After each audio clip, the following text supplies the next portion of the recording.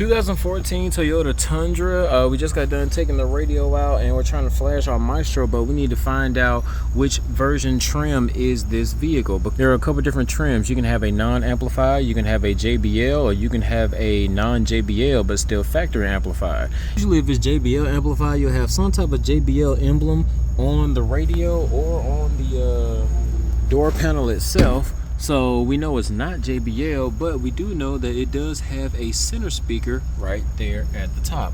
So you want to come down to the passenger side and see if you have this little box right here. So we're going to have 3 little retention clips that we need to pull up.